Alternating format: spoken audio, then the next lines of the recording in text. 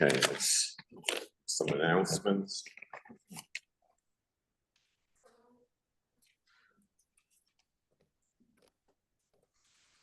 A month of learning sponsored by the Grunman and Birnbaum families in memory of Rabbi Grunman's Zvi Yosef and Yitzchak. A week of learning sponsored by Seal and Sam Heller to commemorate the years of Sam's father, Milton Heller, Nicole Ben Abraham Yitzchak and Sam Zant, Elsie Schoenhardt, Eshkabad Shlomo, and in honor of Sam being honored by NATEP. And a week of learning sponsored by the Grunman and Birnbaum families in memory of their mother, grandmother, and great-grandmother, Sonia Becker, Shani Bas Hirsch, whose Yurtzai is on the 11th of Cheshvan. I think that's it. Don't forget, next week on Wednesday, we have Nichols and Locks breakfast. We'll send out an email today. You need to make a reservation, and Lunch and Learn is going to be the following week on a Tuesday. Okay, good morning, everybody. The biggest compliment that a teacher can give to a student is to tell him, that's a good question. Good gesagt. Great question, which means that it's not always easy to answer that particular question. That the student was perceptive, asked a good question. Today, I'm going to ask a lot of questions. I don't always have answers for those questions. Concerning the whole issue of whether Avram, Yitzchak, and Yaakov, and the other early Avos, did they observe the mitzvahs of the Torah or not before they were given? There's a tradition repeated many times throughout the Gemara and in the Midrashim that the Avos observed all the mitzvahs. I mean, can you imagine Avram, Yitzchak, and Yaakov not observing Shabbos or Kashrus? A lot of problems come with that assumption. Just to try to understand and put it into an historical framework, I can understand. Avraham was a shepherd. He spent many, many days, weeks, months, years out in the field with his flocks. And he was a person of above average intelligence, because most people who are shepherds would stay out in the field and they would smell the flowers, look at the stars, and not think about things like that. Avram was a very intelligent person, and he looked at that. The stars would change their position during the night. There'd be different seasons, and his mind began to work. And how did all this happen? And he came to a realization that there has to be some type of a governing force at work with intelligence in the universe. Some people call that intelligent force at work in the universe as God. And that's what Avram quite possibly did, and he passed it on to his descendants afterwards. Did that concept of one active intelligence at work in the universe translate into Shabbos, Kashrus, Pesach, Tefillin, Mezuzah, into actual mitzvahs? And that's a question that is raised by the Gemara and answered by the Gemara and the Midrashim, that in fact, Avram, Yitzchak, Yaakov, maybe Yosef as well, they all observed mitzvahs before they were officially given. That's the position. But it's not so clear. And I want, as I say, I'm going to ask questions. I don't always have answers to those questions, but what I want to discuss, and it's not just me, it's the rabbis, the Rishonim, the Achronim, all wrestled with this notion that the Avos kept the mitzvos before Sinai. And I should mention, I'll make a clarification. The Avos were very clearly what I like to call ethical monotheists. They were ethical monotheists. Abraham came to the conclusion that there is an active intelligence at work in the universe called God, whatever name you want to give it. But beyond that, in terms of specifics, it's not so clear how Avram could have intuited some of the mitzvahs that were later on given at Sinai. Avraham and his descendants were, as I said, ethical monotheists. There's one God. You don't worship sticks and stones and idols. That's nonsense. There is a God, an invisible God. I mean, we understand, for example, the notion of gravity. Gravity, you drop something, it falls down, and gravity is different on different planets in the constellations. But there is a force called gravity. That is not an active, intelligent force. It is a force. God, however, in the Rambam's language, is an active, intelligent force at work in the universe. But does it translate into specific mitzvos? That is the question. The Medrash says clearly they always observed all the mitzvos, even Eruvim, Eruv Chatzeros, Eruv Tchumen, Muktzah, all these rabbinic mitzvos, as well as the biblical mitzvos. Yeah. That was the case if they observed the mitzvahs. Why did Abraham wait so long to perform a bris milah on himself? Excellent question. As I said before, excellent question. And the Farshim asked that question, and they answered it. Even though Avram knew about all the mitzvos, like Milah, for example, but he wanted to wait until he was a mitzvah v'osa, until he did it. So HaKadosh Baruch said to him, have a bris. So he wanted that elevated it to a higher spiritual level. So that question was asked, but it was also answered. Up until Sinai, they were not Jews, as we understand the word halachic Jews to be. After Ma'amad HaSinai, we were Jews. Until Ma'amad HaSinai, we were ethical monotheists. We didn't eat Avram and Achai. We had Shever Mitzvos B'nai Noach. We were ethical in our behavior. We had courts of justice. We didn't kill. We didn't steal. We didn't commit adultery. So we were ethical monotheists up until Sinai. But again, the Midrashim talk about Avram having his two kidneys would teach him Torah, which means I think he had the instincts to learn how to act and keep Torah. Rashi agrees with the Gemara. He doesn't mention whether Avram kept Erev Tavshil or Erev Chaseros, but he says that Avram kept all the mitzvahs of the Torah. The Radak limits it. The Radak says that Avram intuited the Sheva Mitzvos B'nai Noach. And the Gemara's interpretation, he says, is a secondary, not as strong. The Ramban wants to know how, if the Avos kept all the mitzvos, then how could Yaakov marry two sisters? Very good question. So one of the answers given is that the mitzvos only applied in Eretz Yisrael, and he married these two sisters chutz la'aretz. The question, I think, is better than the answer, but the question is raised, and like I said, it's answered. That's why she died before they went back to Eretz Yisrael. Yeah, okay. I mean, it's all fine. The Rashba says that certain mitzvos are limited in time, and he kind of it takes an in-between position. A lot of Kabbalah thrown in there, but Yaakov kept the mitzvos, and Leah and Rachel weren't considered halachic sisters, and therefore it wasn't an issue for Yaakov. That's again. I'm just telling you what he says. I'm telling you what he says. It's a little bit convoluted. The Ramah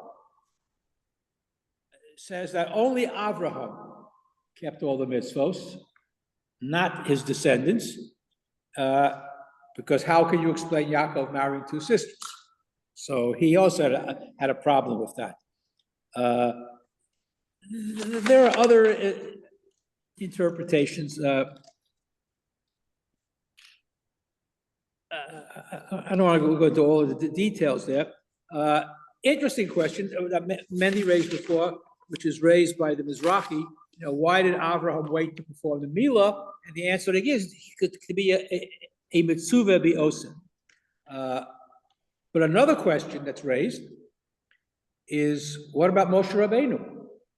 If all of the avos and the descendants kept the mitzvos, why did he delay circumcising his own son?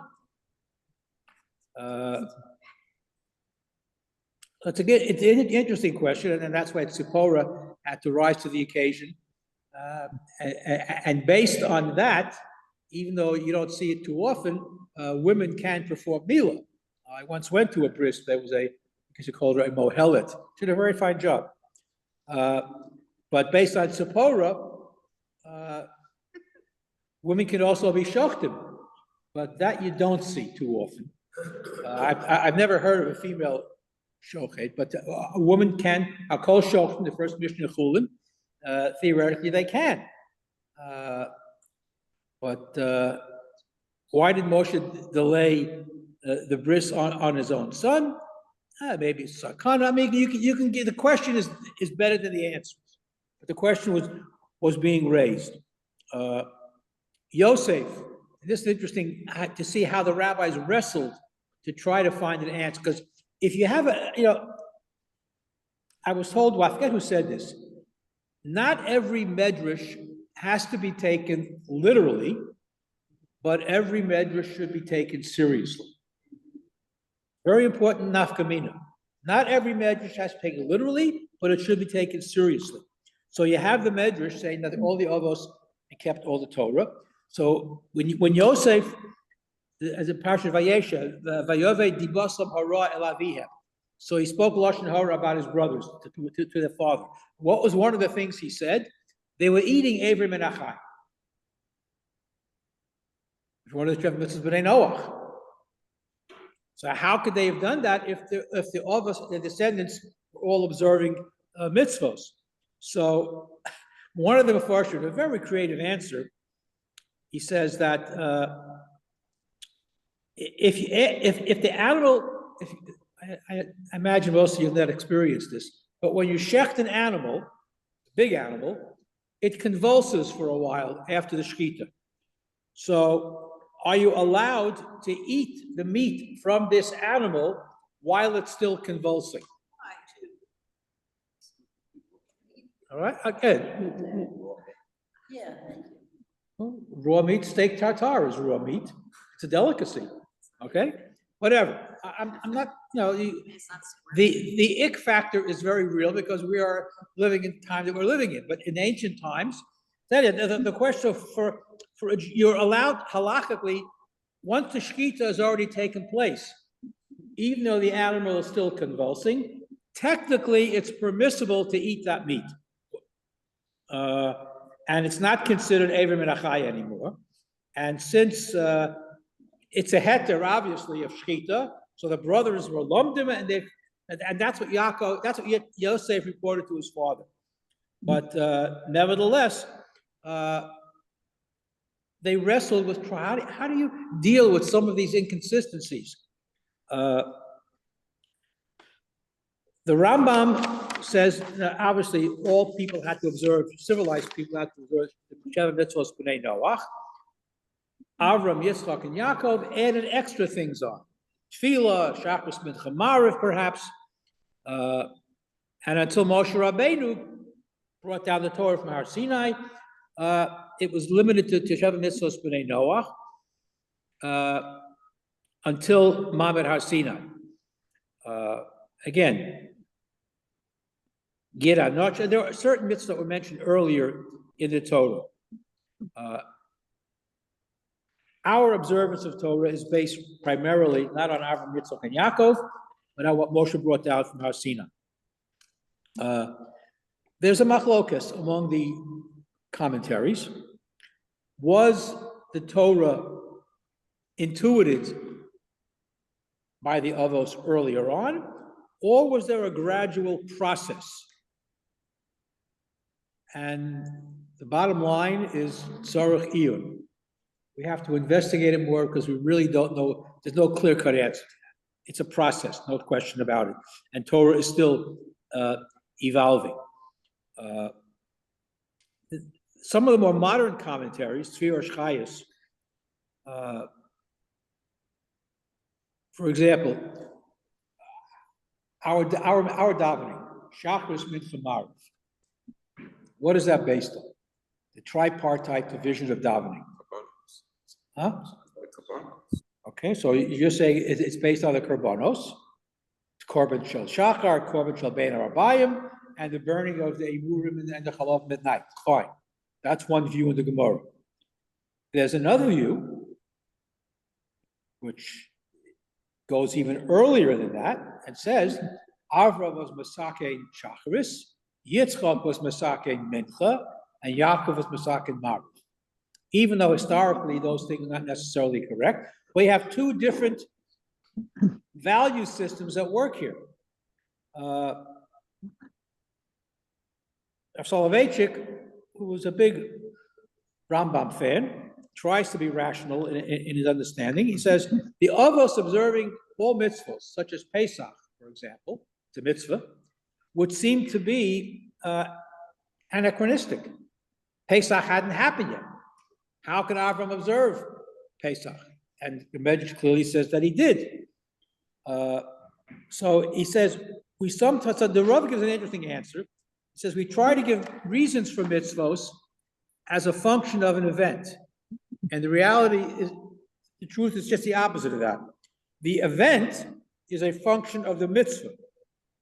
So Hashem, for some reason, saw it appropriate for us to eat matzah on Pesach, so he arranged the events of Yetzias Mitzrayim so they would fit into the mitzvah of matzah.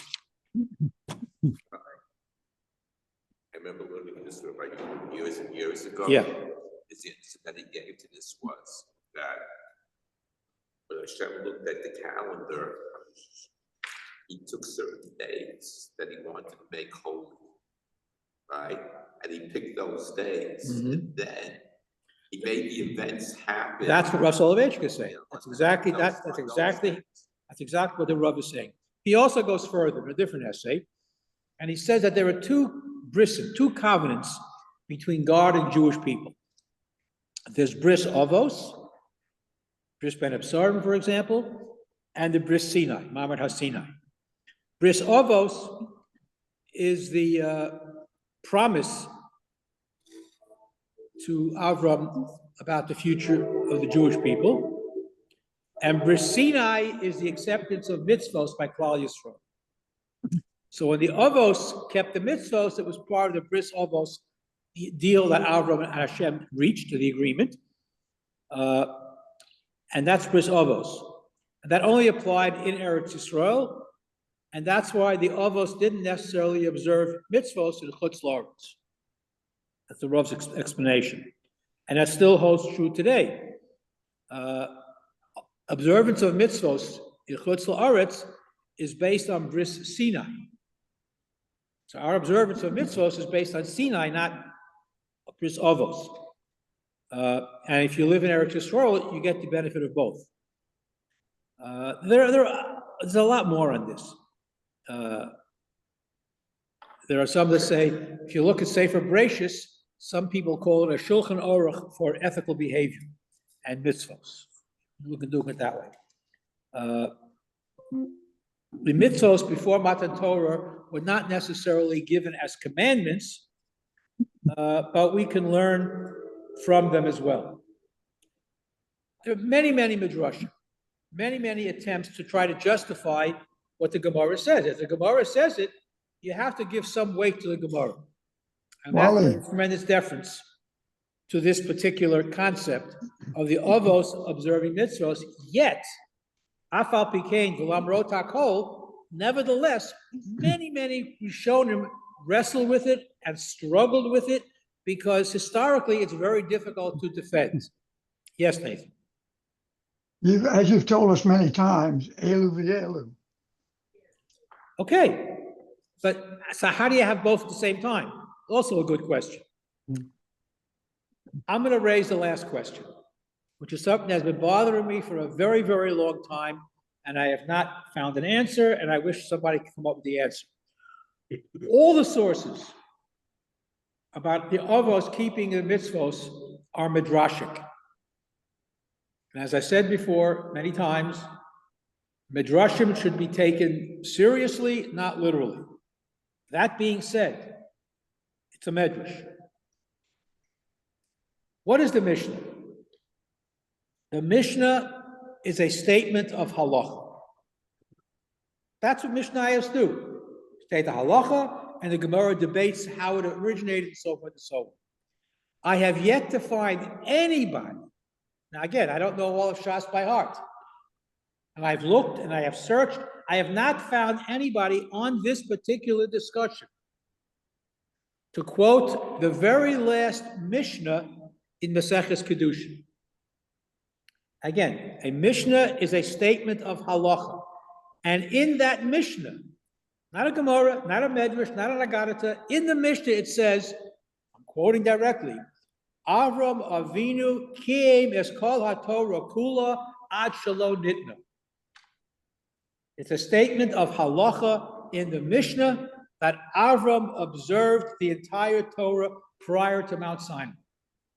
And he quotes Psukim to support it. Why does nobody mention that? That's my question. You can debate, you can figure out Avram marrying Avram Yitzchak and davening and Yotzah Suach Basada by Yitzchak and marrying two sisters and all the other stuff and serving milchus before Fleshus and the Malachim came and Lot giving matzahs to them, all this stuff. Very nice. Midrashim. But the Mishnah is a statement of halacha.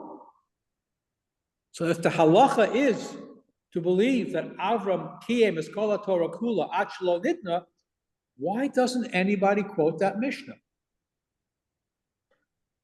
I don't have an answer to that question. There are certainly greater rabbis than I who know Talmud much better than I'll ever know it. Nobody quotes this Mishnah, and I don't have an answer to that question. So we're left with a number of possibilities in terms of what the Avos actually did. Certainly, they were ethical monotheists, beyond a question of shadow of doubt. To what extent they observed actual mitzvos that weren't given until thousands and thousands of years later, from the Midrash, they all observed it. How they could have observed it before it was given, so they come up with all types of creative answers. Well, clearly, it's a very strong belief that our observance of mitzvos predated Har Sinai. So I put before you the questions. I don't have all the good answers, but it'll give you something to think about. Any questions? Any more questions? Comments? Critiques? Okay. We're thinking about it. Yeah, we have a question here. Yeah. Yes. They weren't Jewish when married. They're not Jewish. So when somebody converts, isn't it like they're born again? And actually, you could marry if somebody. Okay. Well, again, Lavan's daughters were not Jewish. So how did Yaakov Avinu marry two shiksas? Another question. But isn't it true when somebody converts, it's like they're born again? Yeah. So Go outside? you could marry if Want to go outside? two sisters and they converted. Okay, Each but one's born separately. there's no, all good. Good answer. But I don't know if they converted and who was there to convert them. It's the same question you could ask about Rus. Who converted Rus? Her mother-in-law? I mean, there was no Bezdin around at the time. Who converted her? And Machlon and Mechilyon married two non-Jewish women. That we know. Yes, that we know. But again, the questions are important. We don't always have good answers, but we have good questions. Wally, Yes. maybe the conversion of Ruth was through Emunah. Interesting concept, but halachically that doesn't work. But there was no halacha then. There was no halacha then. Well, that's a question that's up in the air. if we have a tradition of Torah Shebaal Peh that predates Sinai, and Rus was after Sinai anyway, the halachic tradition was there. So marrying a Moabite, whether it was male or female, was being debated at that time. Apparently, the drasha came down that you can't convert a male Moabite, but a female Moabite you could. Now, what came first? The halacha or the fact that he may marry Rus? Interesting question. The chicken or the egg? Exactly, exactly. Anybody else? Okay, have a great day. We're ready to bench. Yeah, thank you. Okay, Rabbi Sainu Varech. Shem Nevarach Be'etov Yad Olam, B'shus Kol B'suben Kan, V'rech Shachal Mishalo, Rosh Chal Mishlo, Tvoch Hayinu, V'roch Aton, V'roch Mazor Yisrael, V'roch Shelech, V'roch Sakin, V'roch Chasto, Uv Tuvo, Hagadol, V'chamilam, Chazan. Ki hu el's on for Neis Lakol, V'tiv Lakol, Michim Mazor, L'chol Briyaso, V'asher Baro, V'roch Ato Adonai Azor Esakol.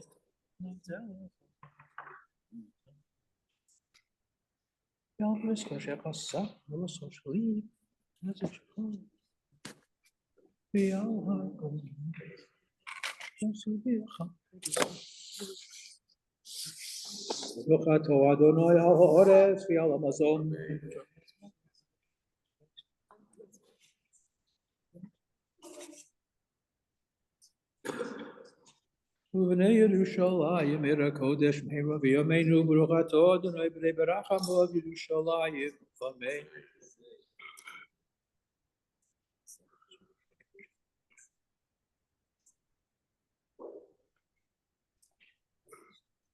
Chaim Shalom Chol Tov V'Mikol Tov Li'olam Hayachasreinu.